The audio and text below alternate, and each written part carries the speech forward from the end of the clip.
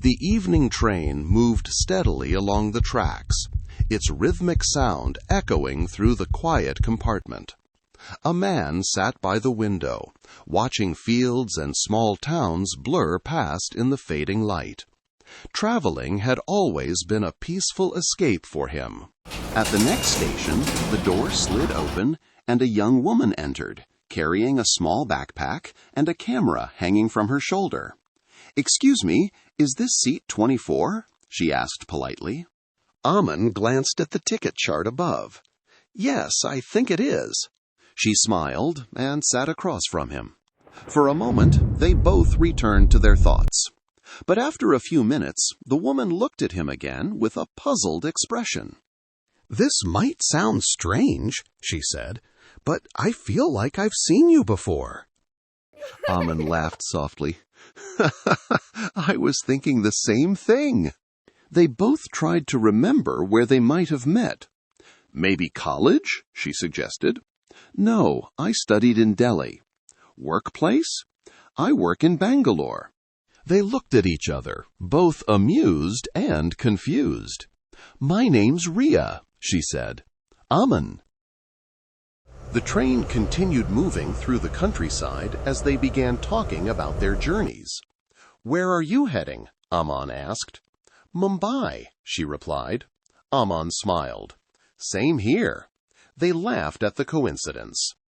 A little later, the train passed a small station surrounded by trees. A Burman suddenly leaned closer to the window. "That place looks familiar," he said.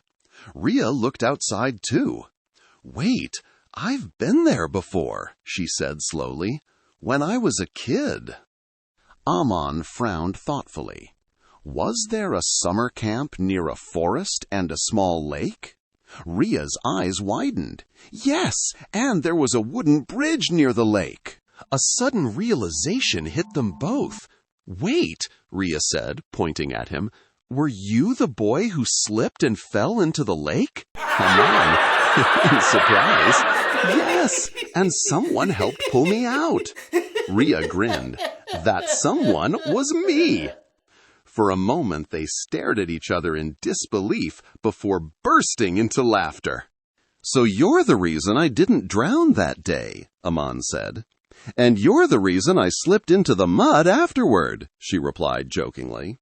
The train ride suddenly felt shorter as they shared stories from their childhood and the years that followed.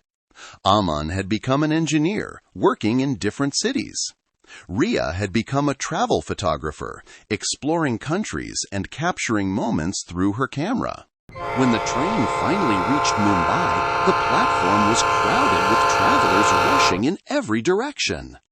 "Well," Ria said as they stepped down, "it's nice meeting an old stranger again." "Or maybe," Aman replied with a smile, "a familiar stranger." Instead of parting ways, they decided to have coffee the next morning. The next day, they met at a small cafe near the station. They talked for hours, realizing how different their lives had been, and yet how easily they connected. Later that evening, they traveled to a quiet beach town nearby. Sitting by the ocean, as the sun slowly set, Aman looked at the waves and said, "If we hadn't spoken on that train, we might have walked away like strangers again." Ria nodded. "But something made us ask that one question," she said softly. "Have we met before?" The sky turned orange as the sun dipped into the horizon.